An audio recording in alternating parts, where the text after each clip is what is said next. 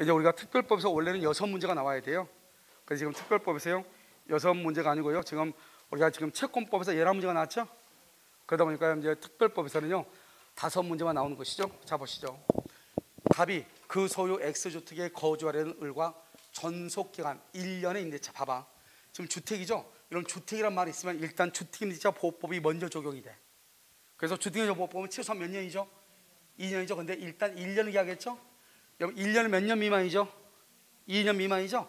그래서 일단은요 2년으로 봐. 그런데 두 번째요, 임차인은요, 임차인은 1년을 주장할 수도 있고요 2년을 주장할 수 있어. 이것을 뭐 한다? 선택한다고 해. 선택할 수 있어. 임대는 절대로 안 돼. 1번 을이 누구죠? 임차인은 2년의 기간을 주장할 수 있죠. 선택할 수 있다고 그랬죠? 을은 1년의 기간을 주장할 수 있죠. 선택할 수 있다고 그랬죠? 임대는 절대로 안 돼. 임차인만. 을이 2기의 차임액에 달하도록 차임을 연체하죠. 그러면 묵시객갱신이 인정되지 않아요. 아주 중요해. 우리가 이 묵시객갱신 법정갱신이잖아요. 이것은 2기를 연체하잖아요. 2기요. 그러면 묵시객갱신이 인정되잖아요. 이건 뭐다? 상가에는 없어. 상가에는 이 규정이 없어요. 상가에는 주택에만 있어요. 이게 주택에만. 여러분 상가에서 2기의 차임을 연체하면 묵시객갱신이 인정되지 않는다. 그럼 틀린 거예요. 상가에는 이 규정이 없다고. 주택에만 있는 거야. 주택에만. 3번 임대차 계약이 묵시적으로 갱신이 되죠. 그래서 묵시적으로 갱신하면 몇 년이다? 2년이다. 2년인데 을은 언제든지 해지를 통과하고 임대인이 통보를 받은 또 몇 개월? 3개월이 지나면 끝나는 3개월. 갑에게 계약 해지를 통지할 수 있다. 몇 개월? 3개월이다. 3개월. 5번 X주택의 경매로 인한 환가 대금에서 을이 보증금을 우선 변제 받으면 어떻게 해야 돼요? 대항 요건하고 뭐가 있어야 돼? 확정 일자가 있어야 되죠. X주택을 양순에게 인도할 필요가 있다 없다? 있다. 여기서요 보증금 환가 대금에서 보증금을 우선 변제받는다 말은 보증금 반환과 목적물의 인도는 무슨 관계다? 동시이행이죠. 그래서 인도할 필요가 있다. 이렇게 있다. 그래서 보증금을 반환받기 위해서는 목적물을 인도해야 돼. 자, 그러면 여기 자 동시환별권에서 두 가지. 주택의 인도와 임차 목적물의 인도와 보증금에 반하는 동시행이죠. 자, 그다서 여기 임차권 등기 명령은 동시이행이다 아니다. 그래서 임차권 등기 명령은 동시이행이 아니다. 이렇게 얘기를 해. 아시겠죠? 자, 76번 정답 몇 번? 5번. 77은요? 임대차 계약을 체결하려는 자는 그랬죠? 임대차를 체결하려는 자죠. 아직 임차인이 아니죠. 그럼 이 사람은 누가 아니다? 이해관계인이 아니다. 이해관계인은 바로 정보 요구를 하는데 이해관계인이 아닌 사람은 반드시 임대인의 동의를 받아야 돼. 동의 없이도 그러면 안 돼. 우리가 이해관계인이죠. 임차인이죠. 현재 임차인은 바로 동의 없이 바로 관할세무서장에게 정보 제공을 요구를 해. 그런데요 임대차는요, 아니 뭐죠? 이해관계인이 아닌 계약을 체결하려고 하는 사람은요, 그때는 임대인의 동의를 받아야 돼. 동의 없이 틀렸어.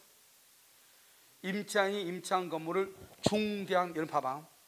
여러분 여기 중대한 과실이죠. 고의나 중대한 과실로 파손하죠. 그럼 뭐라고 한다? 갱신을 요구할 수 있어 없어?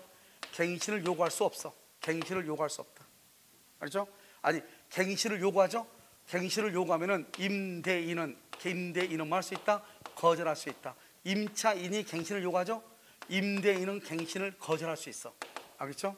그래서 이때요. 그 다음에 이 갱신 거절 사유죠. 이게 갱신 거절 사유는 갱신이 거절하게 되면 권리금 보호가 안 돼. 알죠? 그래서 임대인은 권리금 해소 기회를 보장할 필요가 없다. 이게 아주 중요해요. 그래서 여러분요, 상가에서 뭐가 중요하냐? 여러분 상가에서 8가지가 있잖아요. 갱신 거절 사유. 그러니까 임차인이 갱신을 요구해도 임대인이 갱신을 거절할 수 있는 사유. 여기서는 중대한 과실을 파손하면 갱신을 요구를 못한다는 게 아니고 갱신을 요구할 수는 있으나 임대인은 거절할 수 있다는 거지. 아시겠죠? 그러면 3가지가 있죠. 3기 연체한다. 부정한 방법으로 임대했다. 합의로 보상을 해줬다. 동의 없는 전대차를 했다. 그 다음에 전부나 일부가 파손됐다. 파손해서 목적을 달성 없다. 그리고 고의나 중대한 과실로 파손됐다. 그 다음에 멸실 등으로 인해서 목적을 달성할 수 없다. 그 다음에 철거, 전부나 대부분을 철거하기 위해서, 알았죠? 또는 재건축하기 위해서. 그 다음에 의무를 위반할 때, 뭐 이런 것들이 있는데요. 아무튼 이 8가지인데 그 8가지 해당하죠? 그러면 임대인은 갱신을 거절할 수 있죠? 동시에 권리금 회수 보호, 권리금을 보호할 필요가 없는 거예요. 그러니까 10조 갱신 거절 사유하고 권리금 권리금 보호하고 같이 연결이 된 것이에요. 아시겠죠? 자, 3번. 임차인은 임대인에게 갱신 요구를 할 수 있으나 전체 임대 기간이 몇 년? 10년, 7년이요, 10년. 10년을 왜 7년이 안 넘어오겠어? 나 이해가 안 가요. 아니 갑자기 왜 7년이냐고.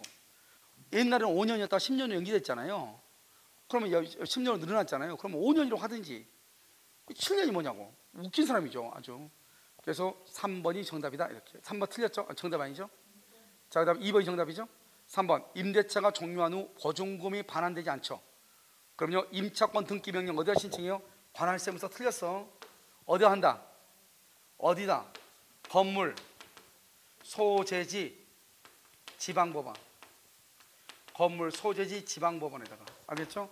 등기 명령을 신청할 수 있다. 알겠죠? 4번 틀렸죠? 그래서 반드시 봐봐. 임차권 등기 명령은 종용하고 반환하지 않을 때 건물, 소재지, 지방법원에 3단계야. 종료되고 반환하지 않으면 건물, 소재지, 지방법원에. 아시겠죠? 그러면 임차권 등기 명령 신청해서 등기하게 되면 어떻게 돼요? 등기를 하게 돼, 임차권 등기를 하게 되죠? 그러면 첫 번째가 당연 배당이에요. 배당 요구 채권이 아니에요. 당연 배당을 하고요. 그 다음에는요, 임차권 등기 명령에서 등기를 하잖아요. 그럼 배당 요구를 하지 않아도 되는 것이고, 그 다음에 대항 요건을 상실해도 대항 요건을 상실해도 대항력과 우선 변제권과 최우선 변제권이 인정이 되는 거예요. 뭐가 되어 있으니까? 등기가 되어 있으니까. 그래서 당연히 배당하고 배당 요구 채권이 아니에요. 대항 요건을 상실했단 말은 이사를 전출을 해도 대항력이나 우선 변제나 최우선 변제권이 그대로 인정이 돼. 알겠죠? 세 가지가 그대로 인정이 된다 이런 말이에요. 5번은요, 임대차 계약이 묵시적으로 갱신이 되죠? 임차인의 계약 해지 통고. 묵시적으로 갱신되면 몇 년으로 보죠? 몇 년? 1년으로 보죠? 1년. 그러면 임차인만 해지 통고래. 임차인만 몇 개월 있다가 3개월 있다가 즉시 틀렸어. 즉시 해지율이 발생한다. 틀렸어. 3개월이 지나면 해지가 된다 이 말이죠. 알겠죠? 여기서 임대인이 해지 통고 그러면 큰일 나. 묵시적 갱신이 됐을 때 해지를 할 수 있는 사람은 누구뿐이다? 임차인뿐이다. 임차인. 알겠죠? 임차인. 이렇게. 임대인은 된다 안 된다? 안 된다. 이렇게.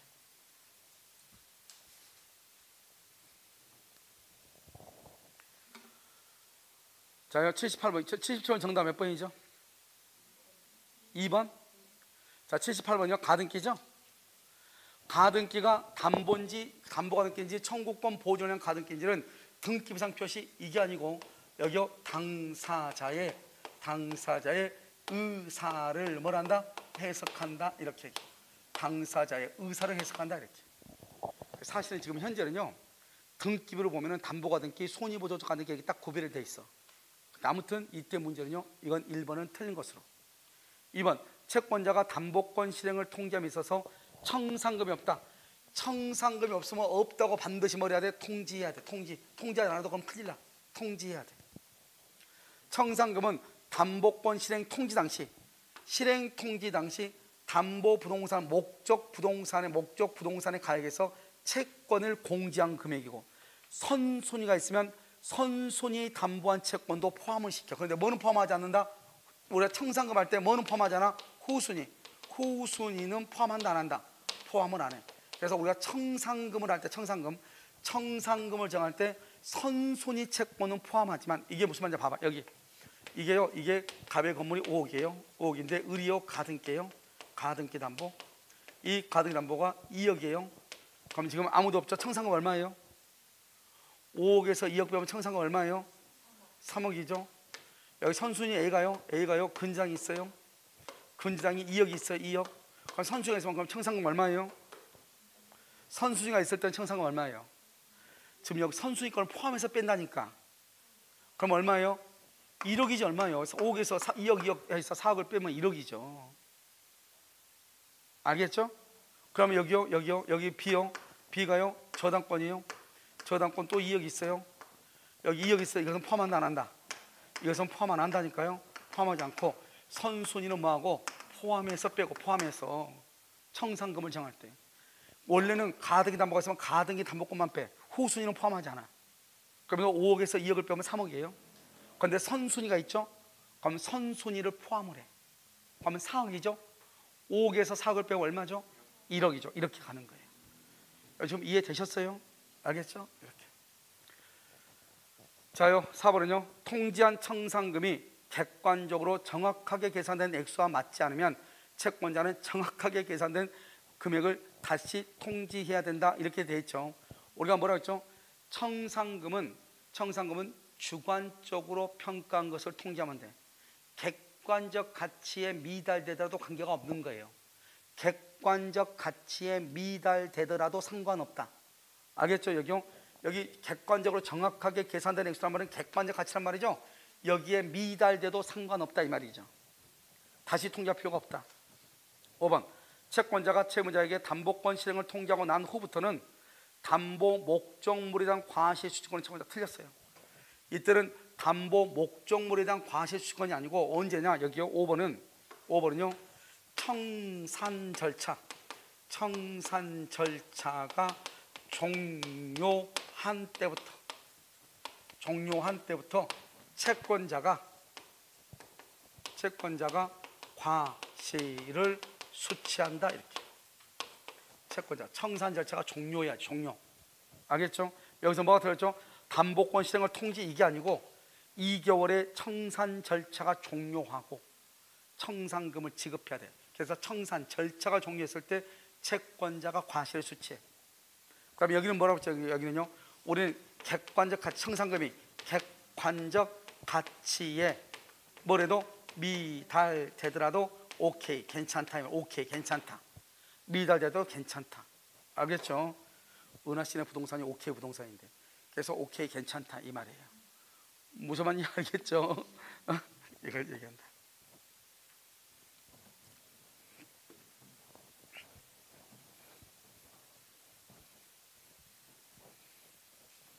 자, 됐나요? 별것도 아니죠. 아무것도 아니에요. 자, 정답 몇 번? 3번. 자, 79번요. 집합 건물이죠. 자, 규약 및 관리단 집행 결의는 구분 소재의 특별 승계인 특별 승계인에 대해서 당연히 효력이 있죠. 알겠죠? 특별 승계인이 누구죠? 그 집을 산 사람, 아파트를 늦게 들어간 사람이죠. 그 다음에 구분 소유 건물의 공용 부분, 이러면 공용 부분 아까 몇 번 얘기했는데 공용 부분은 첫 번째 등기를 별도로 한다 안 한다? 안 해. 자, 두 번째 공용 부분은 시효 취득이 된다 안 된다? 시효 취득이 안 돼. 뭘 하지 않으니까? 등기하지 않으니까. 알겠죠? 그 다음에 공용 부분은 전유 부분하고 분리 처분할 수 있어 없어? 전유 부분 301호하고 분리 처분할 수 있어 없어? 전유 부분과 분리 양도할 수가 없죠. 우리 아파트가 30평 아파트다 그러면 실평수 전유 부분이 25평이죠. 나머지 5평은 복도, 계단, 엘리베이터 공용 부분이잖아요. 집을 팔 때 실평수만 팔아? 다 팔아야 돼? 다 팔아야죠. 분리 처분할 수 없다고, 분리 양도할 수 없다고. 공용 부분은 별도로 분할할 수 있어요 없어요? 내 거 5평 달라고 분할할 수 있어 없어?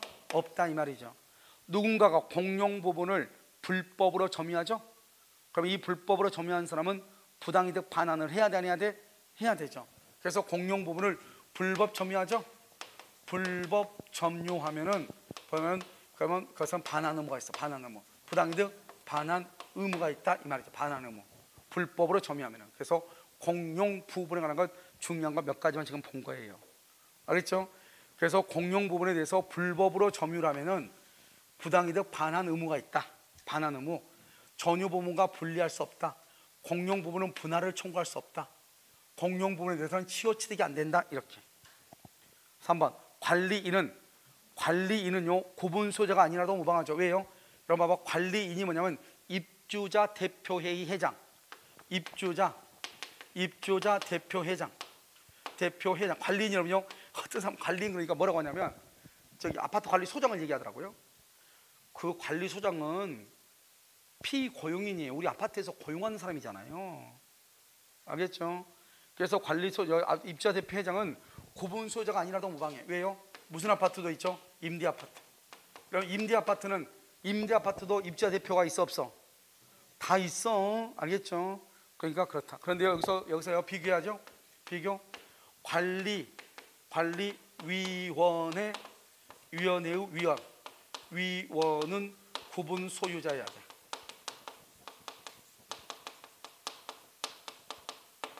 구분 소유자여야 돼. 구분 소유자. 관리위원회 위원은 구분 소유자여야 돼. 구분 소유자여야 한다. 뭐가 이상하네. 아무튼 구분 소유자여야 한다. 알겠죠? 관리위원회 위원은 구분 소유자가 돼야 돼. 그런데 관리인은 구분 소유자가 아니라도 무방해. 그 다음에 재건축 결의는 얼마다? 5분의 4예요. 여러분 봐봐요. 이게 지금 30회거든요. 문제가 30회인데 법이 바뀐 지가 언젠데 이게 그러니까 이게 교수들이요 출제하는 놈들이요 법을 한 번도 안 본다는 거예요. 뭐라고 되냐? 옛날에 이렇게 놓으니까 구분 소유자 및 의결권에 각 5분의 4 이상. 그러니까 일반 국민 봤을 때 뭐가 5분의 4란 말이 헷갈리잖아요. 그래서 법이 어떻게 바뀌었냐? 이렇게 바뀌었어. 구분 소유자의 5분의 4 이상, 의결권의 5분의 4 이상 이렇게 바뀌었단 말이죠. 각 5분의 4 그러니까 헷갈리잖아요. 그러면 그때로야 지금 이건 옛날 법정으로 그대로 쓰면 어떡하냐고. 틀렸단 말은 아니고 5번은요 재건축 결의 후 재건축 참가 여부를 서면으로 반드시 촉구를 해야 돼. 우리 재건축하면 불참자들 있잖아요. 그 사람들은 서면으로 촉구로 뭐냐면 최고란 말이야. 최고를 해.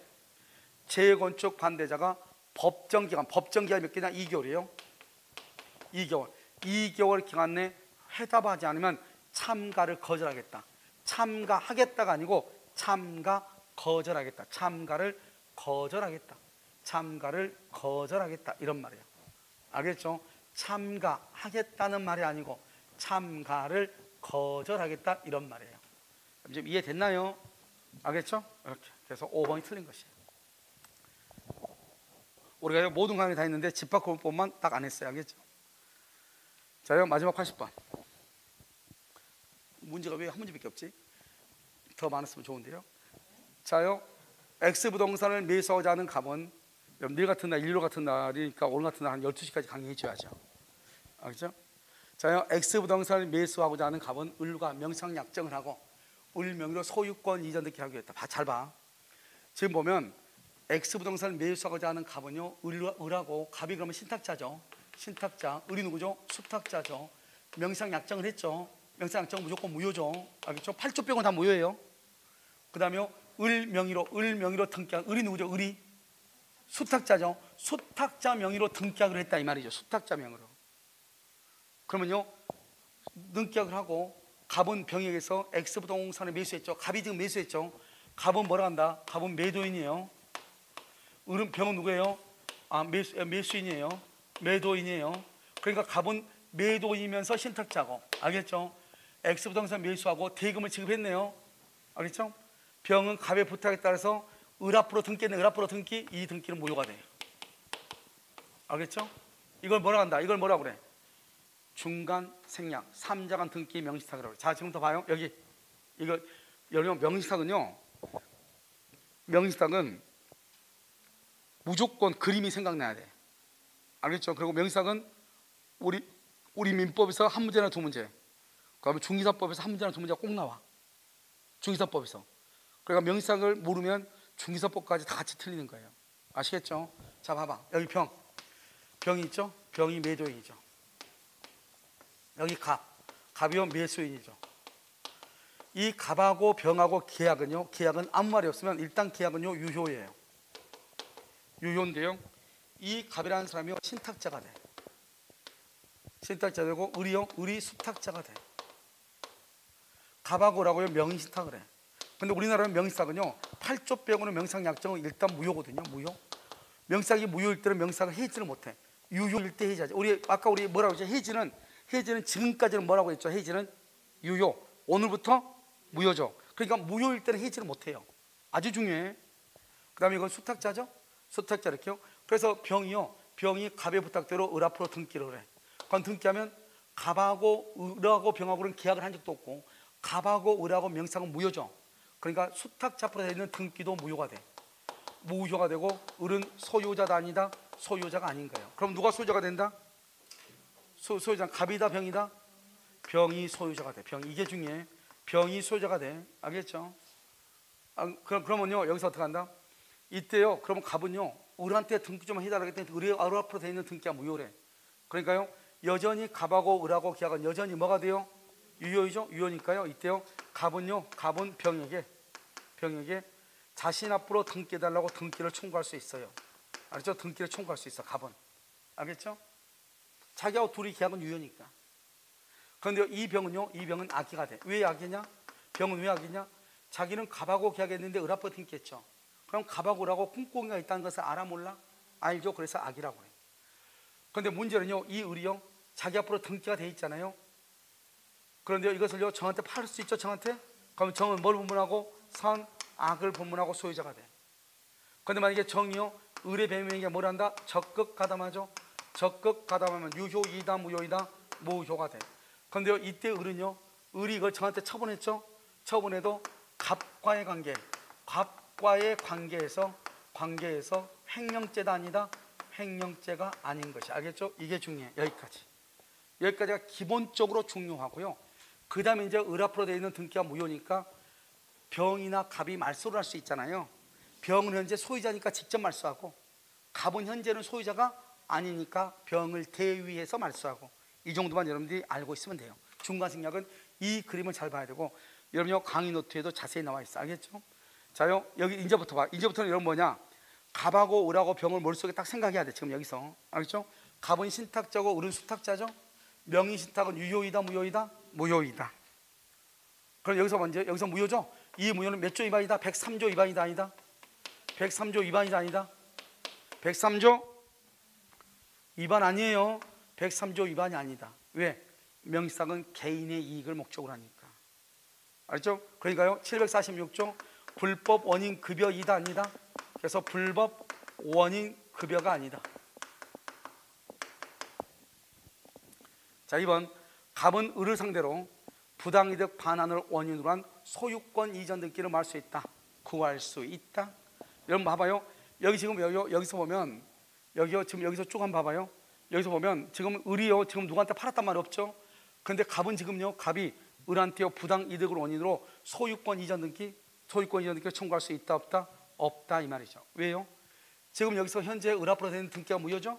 소유자는 누구냐? 병이 소유자예요. 그러니까 갑은 병한테 등기를 청구해야 되는 거지 을한테 등기를 청구할 수는 없다고.